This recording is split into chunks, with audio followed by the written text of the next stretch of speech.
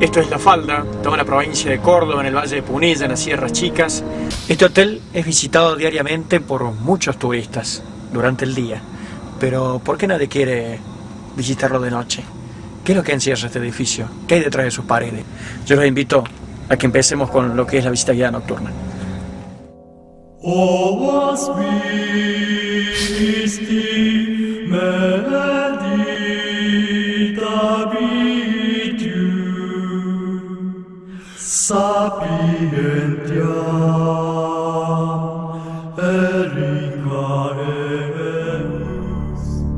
La ornamentación de este hotel acompaña en su arquitectura mucha mitología germana escandinava. Estudios en simbología dieron una serie de pautas de esta parte del esoterismo, y la parte de mantenimiento es la parte más destruida que tiene hoy por hoy el edificio. Después que cerró las puertas allá por 1965, esta parte nunca volvió a resurgir como así ha surgido otras partes del Hotel Edén, ¿no? Aquí se han rajado paredes, se han secado arroyos, y todo tiene un porqué, ¿no? Debido al esoterismo, a la mitología, que vamos a explicar también.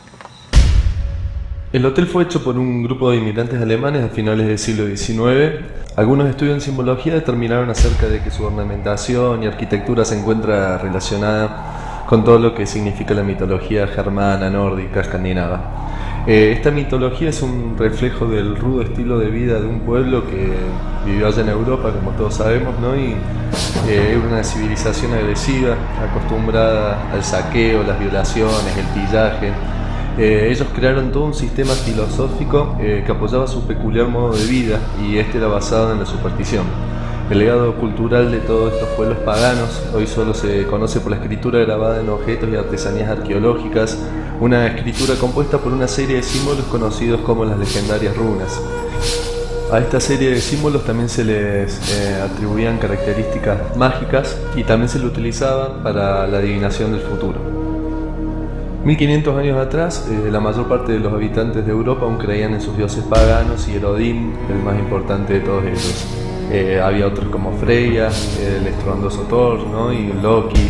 Tanto los dioses como los hombres, elfos, hadas, gigantes y otros seres de esta mitología compartían las ramas de un árbol que se extendía por todos los rincones del universo, y lo llamaban Yggdrasil, el árbol de la vida, que era lo que significaba para ellos. En la rama más alta de este árbol descansaba un águila que se sostenía que conocía muchas cosas. El árbol era regado con el agua sagrada que provenía de una fuente que la llamaban la fuente de Ur, y lo que sería la fuente de la eterna juventud. El secreto de la inmortalidad de los dioses radicaba en unas manzanas mágicas que, al alimentarse de ellas, permitía a ellos no envejecer nunca. Ellos le enseñaban a los hombres a ser valerosos ante la muerte, prometiéndoles a los guerreros muertos de forma heroica las glorias del Valhalla, que era el espléndido palacio o morada del dios Odin. Lo único que unía el mundo de los hombres con el mundo de los dioses era un puente mágico del que todos conocemos hoy como el arco iris. Este puente no era solamente transitado por los dioses cuando decían bajar a la tierra, sino también por otros seres famosos de la mitología germánica, conocida como las valquirias. Los nórdicos consideraban una vergüenza morir de vejez o enfermedad. Un héroe a punto de morir en una batalla sabía que una valquiria vendría en su búsqueda para llevarlo a la morada de Odín, y eso era lo que lo mantenía y lo hacía feliz. Pero donde comenzaba el arco iris se encontraba una de las divinidades más poderosas y sagradas del panteón germánico. Era Heimdall, el guardián de los dioses. Él vigilaba continuamente el arco iris para evitar que los gigantes y los mortales asalten por ese camino a los dioses. Dice la mitología que este dios nunca dormía, que su vista era tan fina que podía ver a 100 leguas a la redonda, ya sea de día o de noche. No había nada que podía escapar a su prodigioso sentido del oído. Heimdall era así el dios de la luz, simbolizaba la unión entre los dioses y los hombres. Heimdall no desperdiciaba oportunidad para aconsejar a todos aquellos mortales que necesitaban ayuda, y ellos lo hacían utilizando las propias runas. Los paganos acudían en su ayuda a través de rituales pidiendo el consejo de este guardián. En fin, para el esoterismo, el edificio representa aquel sueño al que todo hombre pretende llegar, que es la inmortalidad. pero al tinte germánico. Sería en el propio Edén el lugar en el que los hombres se vuelven inmortales. Todos estos ornamentos están colocados en cada lado de las 8 paredes de las torres que conforman el edificio. Hoy por hoy a los esotéricos, a los que mantienen esta corriente, les llama mucho la atención que se encuentra ausente en la cara o el ornamento de este guardián de los dioses, en la arquitectura de este hotel, la parte que mira hacia el edificio de mantenimiento, ya que ellos sostienen que si Heimdall siempre fue el dios en esta cultura que representó la unión de los hombres o la luz sobre la oscuridad, ¿no? Justamente a esta explicación le atribuyen lo que sucede en el edificio de mantenimiento, que es para muchos la parte en la cual en el edificio pasan muchas cosas que se la definen paranormales, ¿no? Y que es la parte que justamente Heimdall ya no mira más. Esta es una dependencia de servicio, el hotel, en la parte de mantenimiento, donde se tejen una serie de historias, debido a que esto también es del año 1898, acompaña al edificio original, y acá hay una parte bastante tétrica que a muchos les asusta, les da miedo, una parte de la caldera. Acá cuando el hotel se inició necesitaron varios obreros, que muchos de ellos quedaron en el camino, y siempre te sentís observado o vigilado por alguien, en este sector más precisamente.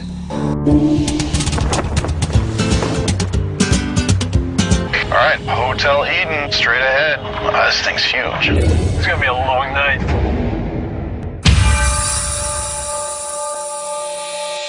Do you think that the hotel is haunted? For myself, Dustin, and the rest of the team, is this hotel haunted? Yes. I don't know what to say, but... This place was great. It's definitely one of the best places that we've investigated, absolutely. Okay, guys, that's it.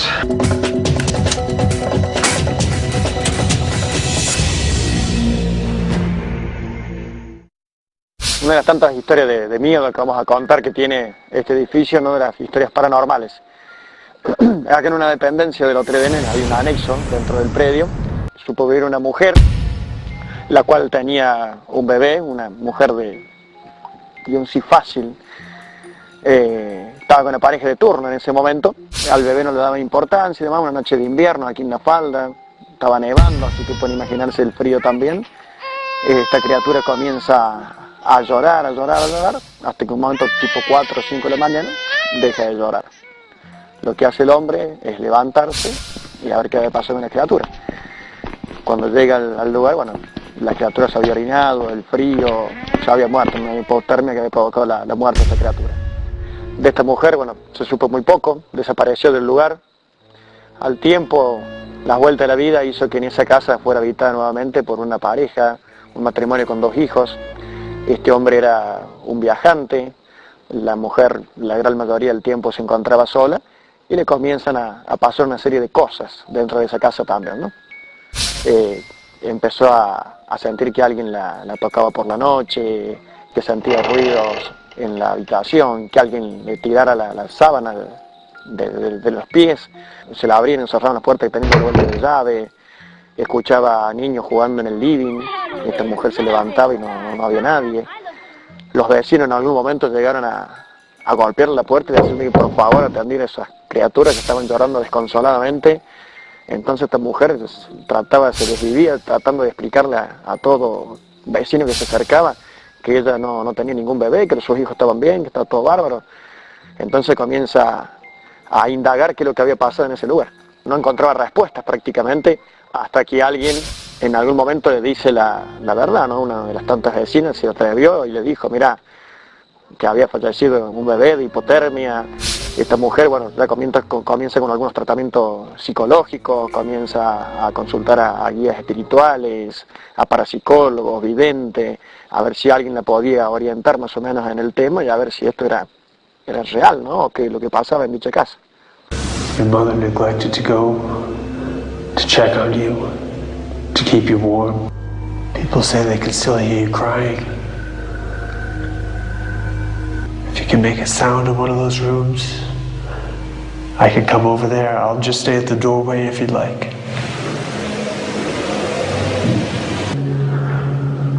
I don't want you to be scared, okay?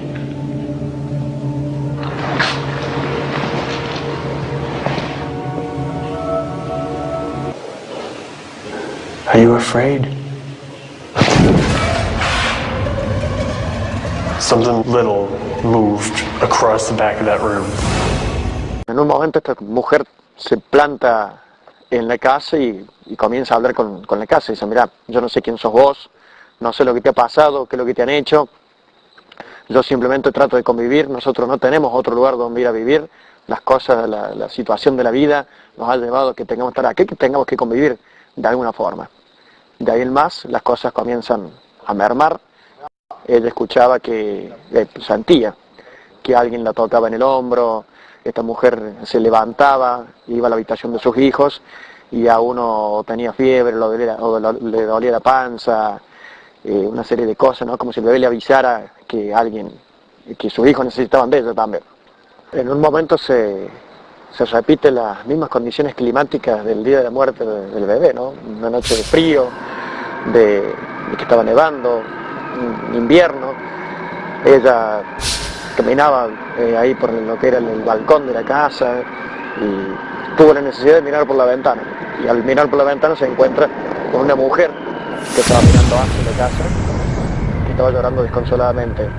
Se estuvieron mirando más de 20 minutos mutuamente, ninguna emitió ningún tipo de palabra, simplemente un llanto muy profundo. La mujer que estaba del lado de afuera, la que estaba llorando, pega media vuelta y se va. La mujer que vivía en la casa entiende de que era la madre de esa criatura que trataba de venir a pedir por haber perdido o dejar morir a su hijo en ese lugar. Las cosas comenzaron a mermar, no desaparecieron. Esta familia, cuando tuvo la oportunidad de irse del lugar, se fue, alquiló en otro lugar. Esta casa nunca más fue habitada y aseguran que las noches de invierno los lugareños, que de mucho frío, de nieve, todavía se escuchan los llantos de una criatura en esa misma casa.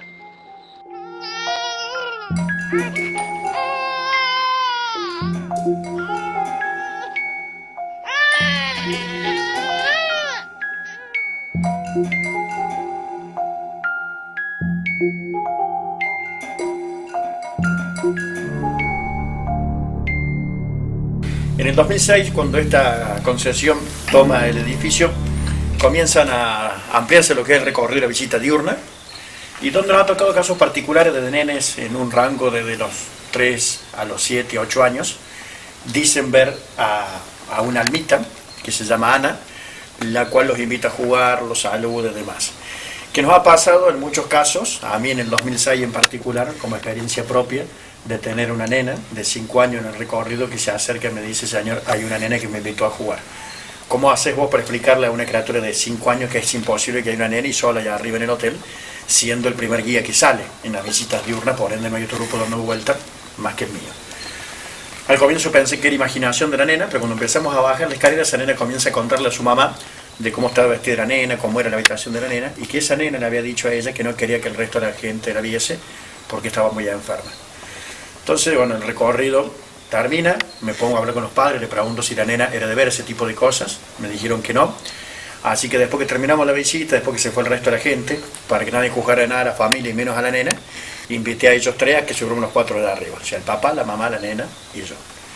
La nena pasa a la habitación, nosotros entramos con ella, no vimos nada físicamente, pero sí lo que se percibía dentro de la habitación, un frío extraño, poco común, ese día hacía calor, y no coincidía la situación climatológica de esa habitación con el resto del hotel. Salimos de la habitación, la nena no hizo más alusión a nada, bajamos la escalera, me voy al bar, me pongo a jugar con la nena, le digo dibujar, me voy allá arriba. Entonces la nena me dijo una nena, un ropero, una cama, y al lado de la nena me llama la atención y me dijo un balde. Entonces le pregunto, ¿qué hace la nena con un balde? Me dice, ella escupe la nena.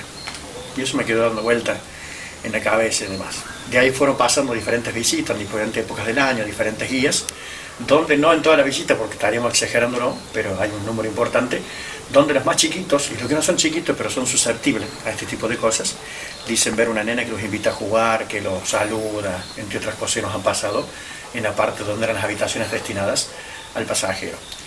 A todo esto nosotros hicimos una investigación, porque dijimos cómo buscar la parte lógica a todo esto, y en el 2007 llegan a nuestras manos las memorias de Marie Herbo de Kreiner, que fueron las primeras dueñas alemanas de este hotel, donde ella deja sentada en una de sus memorias que a pocos días de abrir las puertas del hotel, en 1898, se les muere una nena por tuberculosis, que era la hija del médico del presidente Julio Argentino Roca. Cuando vimos la causa de la muerte, tuberculosis, Me acordé de la nena que me dijo en el 2006, ahí escupe la nena, y empezó a matar una serie de caos. Todo esto llevó a oído de turistas, parapsicólogos, espiritistas, lo cual se dice que en algún momento en el hotel también se hicieron varias secciones de espiritismo y se llegó a la conclusión de que esta nena todavía espera a sus padres desde que abrió las puertas del Hotel Edén en enero de 1898. Cuando recién la mitad del hotel estaba lista, amueblé todo y para los primeros días de enero de 1898 ya se presentaron los primeros turistas. La alegría no duró mucho. A los 14 días murió repentinamente una joven niña de vólvulo. Esto hizo que enfermara gravemente. Tan es así que su propio padre, un eficiente médico, no pudo salvarla. Sentí este acontecimiento como un mal presagio.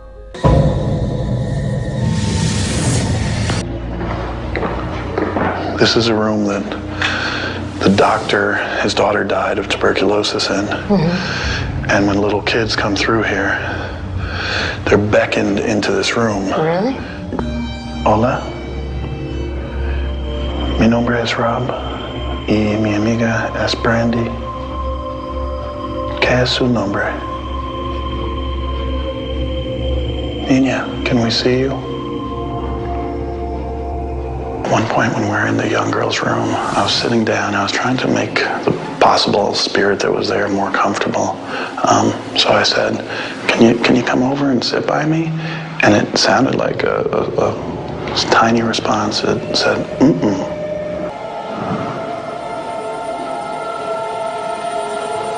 Brandy, Yeah? put your hand where my hand is. Right hand. Oh. Oh my God. It moved.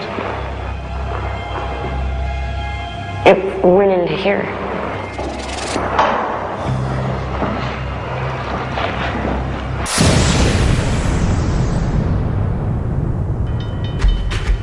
Cuando el hotel abría sus puertas eran años en el que el medio de transporte más moderno era el ferrocarril y los carruajes eran tirados por caballos. Y en esos años el temor del contagio de la tuberculosis sembraba el pánico por todo el mundo y el clima de las sierras de Córdoba se consideraba como una gran alternativa tanto preventiva como curativa del mal.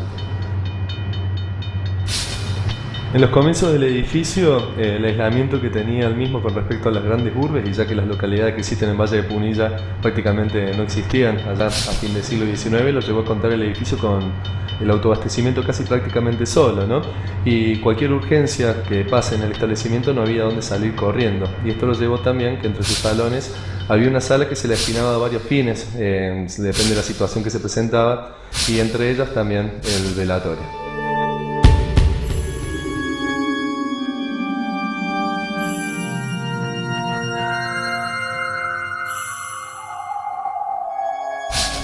Eran años también que la muerte en familias de la aristocracia hacía silenciar fonolas, fonógrafos, pianos. Cuando alguien moría, la gente hablaba en voz baja. Las fiestas y bailes de gala se suspendían inmediatamente, hasta los casamientos se postergaban por largo tiempo. La corbata negra y el brazalete eran obligatorios en los hombres, tanto en el velatorio como en el entierro. Las mujeres vestían de oscuro y con modestia, hasta llegaban a importar trajes de Europa.